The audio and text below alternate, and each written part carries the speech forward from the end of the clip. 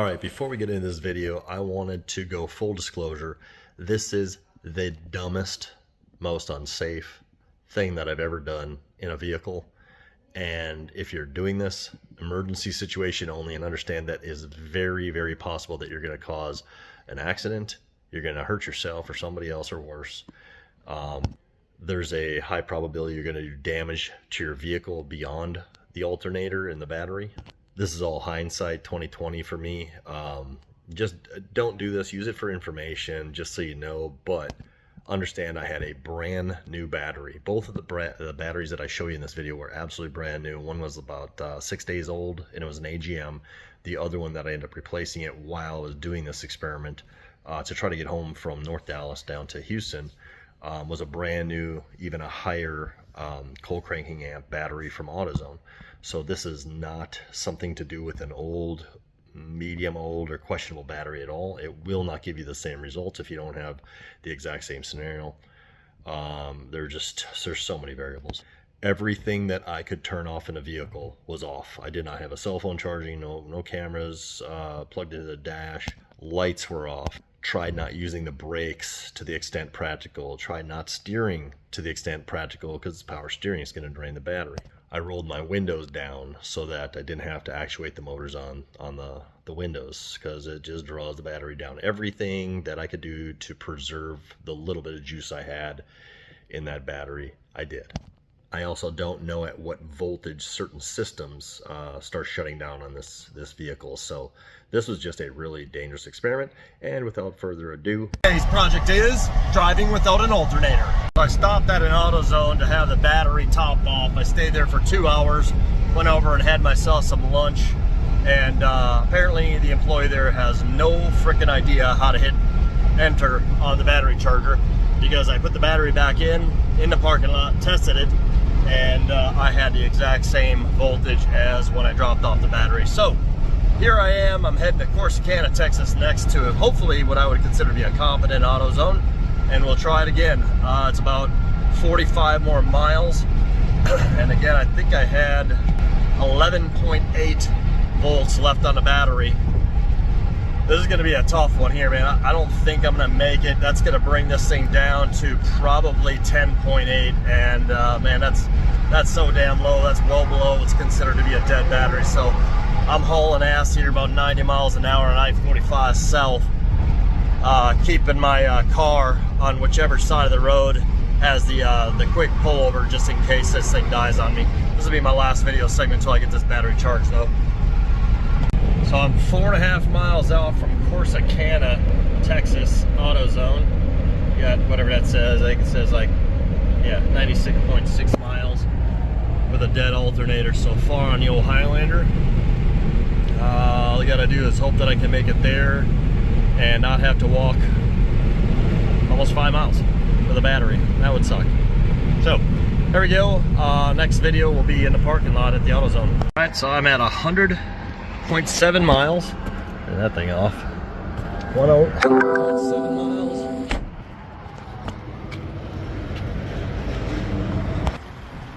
Alright, and I'm at 11.51 volts. Take it off. Back on. So 11.51, 11.52-ish with 100 miles on this interstate AGM. Let's take a look at the specs on this. I think, okay, so I know that it's 710 cold cranking amps, and that's CA of 885. I think there's something to that about like how many minutes you can run this thing as long as you don't have any of your accessories on. Roughly how many minutes you can run this battery without the alternator running. So we shall see what we get out of this after we top her off here. All right, so Corsicana AutoZone said they cannot put a charge on this battery either. So it must be the battery and the alternator that's bad. I don't know, maybe. So we'll give it a shot here and head down to Harbor Freight Tools while they top off the brand new battery that I just purchased from AutoZone. All right, so we swapped out batteries. We're starting out, you have to trust me, 12.71. Let me see if I don't have a capture on this, I don't think. So 12.71 volts is what we're starting out with. I had AutoZone go ahead and put a charge on this shelf battery that had been sitting around a little bit, of course. So now it's got a 12.71 charge for about 45 minutes or so. And then it occurred to me I would really like to have a way that I can check on this voltage while I'm running here. So I went to Harbor Freight, and I was about to buy some jury rig contraptions that I can hook up to the leads on this. But then I remembered I have this permanently connected here. It's a solar panel from Harbor Freight a long time ago. I keep up in here because I've had a parasitic drain. So all I have to do is hook these up to the battery leads. I'll cut that thing off. I'll connect them into my multimeter, and I'll have an inside the car voltmeter to watch it as I go. Then I won't have to risk getting below 11.33 volts. I'll be able to see it right there on the dash. Multimeter came with these probes as well. So I'll just simply cut this thing off of here, and I can always mend it later if I want to reuse this solar panel, which I shouldn't. I think I've resolved and figured out what my parasitic drain problem is anyway. This thing's getting a little bit old. It's still working though. So I'll cut that thing off. Oh, let's see. I want to figure out where I want to keep this multimeter at, and we'll clip her off. All right, so just to summarize how we're doing this here, we've got our Harbor Freight Tools solar charger clips. Let's see here. Let's throw that right there. Hopefully it'll make a good solid connection. That runs up through here and around.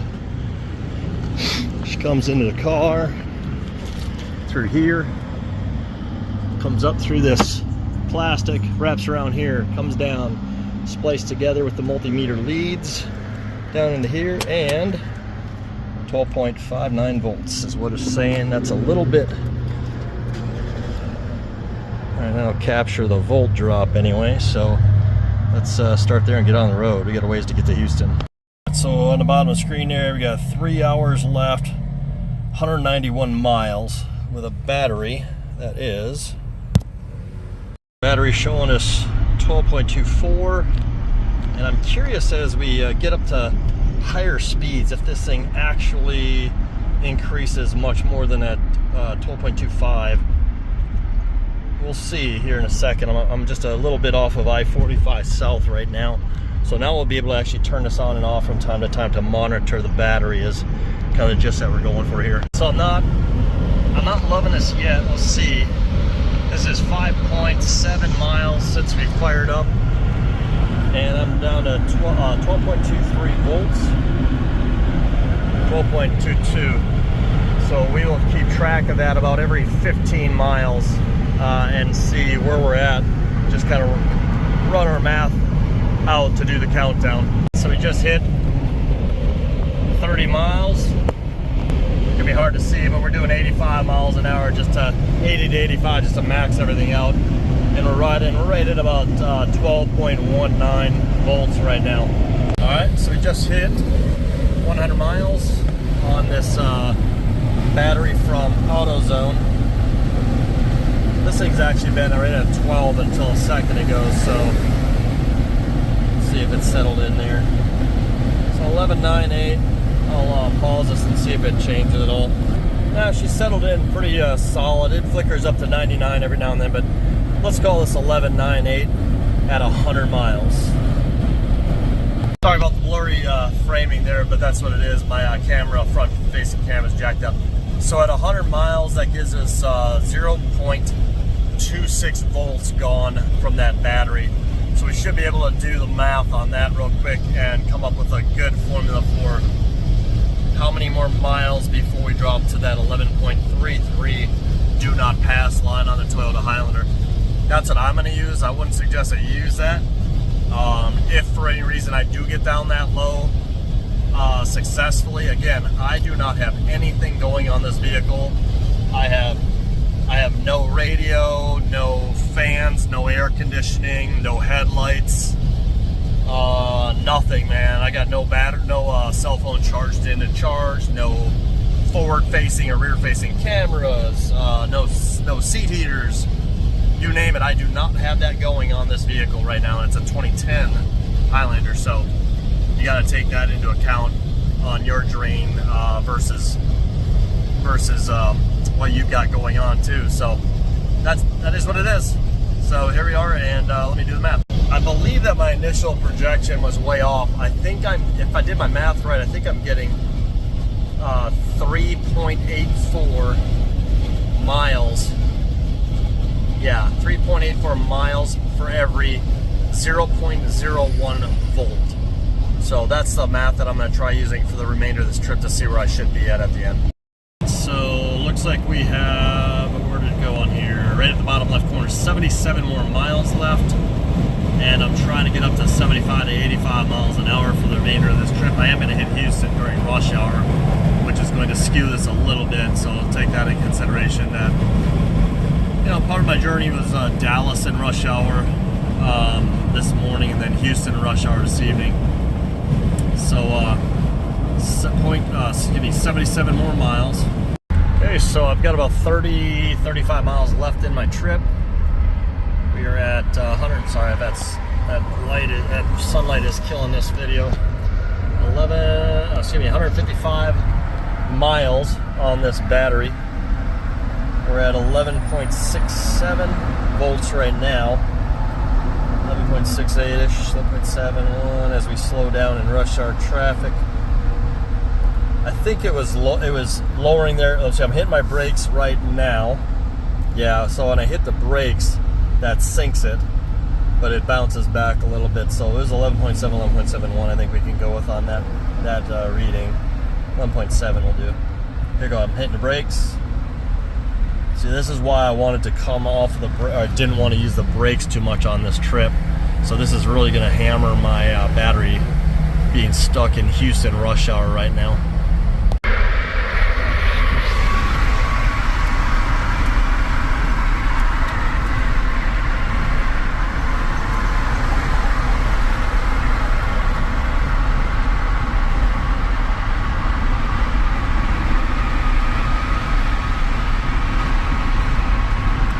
Going between 11.59 and 11.6 when I turn that light off up there. Just a couple more miles to go. In 2 miles. Take 15 miles, 37 minutes. And we're still at 11.58, 11.57 volts. So we're at 180 miles right now. Turn this light back off because it consumes a little bit. I'm hitting the brakes, so this is going to be a little bit low. And it's going to bounce back up as soon as I get to this stop here.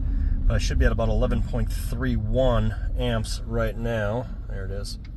11.3, 11.31. There you go. Come off the brake.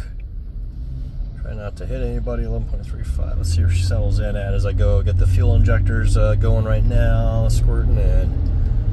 Everything else firing. 11.33. So this was my ideal no pass line, the 11.33. This is where I ended up in the North Dallas, Denton, Texas area. Yes, excuse me, about 5-6 days ago on a fresh battery. But I'm on my feeder road, and I'm only about 2 miles or so away from my house right now. The biggest key is right now to stay out of the brakes.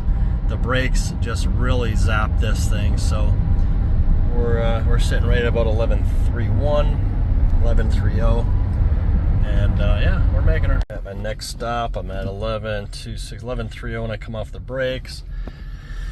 Another thing that's worth mentioning here is it is very likely and or possible that I could be doing some damage to this brand new battery in doing this. So you know, consider that when if you get yourself in a pinch and have to do this. You know, a replacement battery at Costco, you're talking about $140 versus the cost of paying the wrong shop to do the alternator job and overpaying for parts. So it's probably a push on the cost of a new battery versus some of the labor costs on this stuff. Personally, I want to do this job myself. I've never done it, so I want to try my hand at it. It's going to be fine, but anyway, that's what's what. 11.19, still a running vehicle. Seems like every time I use the brakes, I lose a hundredth of a volt on there. So here we're just cruising. We got 11.11, 11.12, 11.13, 14. If I come off the throttle, if I'm on the throttle, 11, 12, 11, 13. Okay, so we're like 11, 12, 5, right?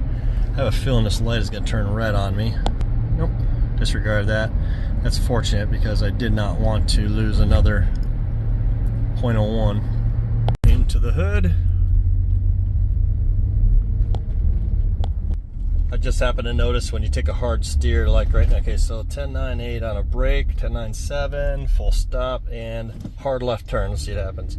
So the steering really affects this thing too short term. In a quarter of a mile, turn left. If your wheel, obviously, the better, the less braking you can use, the better as well. Now our steering wheel's fairly straight. Should come up a little. Nope. Trip complete, 185.7 in park. Let's call it 10.89 volts left, 10.88 or so. So there you go, folks. That's the data, unfortunate data that I had to collect today. All right, so let's try to do a last meter reading here. You have to read that upside down. So on the actual battery, we're getting 10.55 volts remaining at that 185 miles or whatever. There again.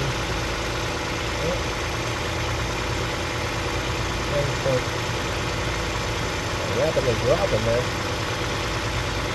I'm going to shut this sucker down before something bad happens. My assumption is that could have been the radiator fan kicking up a little bit, since I just let this thing idle for about the last 2 or 3 minutes. About the last 2 minutes in the driveway before taking that reading. So let's shut the vehicle off now. Taking a battery reading with an off of vehicle, 11.35 and increasing, right? I'm going to wait a little bit and see if this comes up too. Alrighty, let's see. So it's been about 3 minutes or so. Let's see what we got here. Okay, 11.63, 11.64. See if it's still increasing at rest here. 11.64.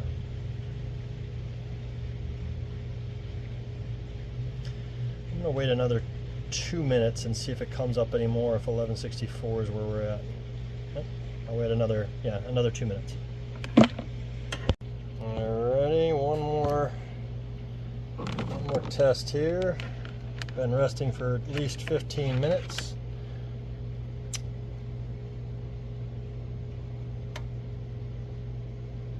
I'm gonna hold this here for about a minute and see if that comes up to 11.87. If it does, I think I'm just going to let this thing sit for another half hour and cool down and just see where it's really sitting at. I mean, if that's awfully close to 12 volts, that's a remarkable difference from under 11, right?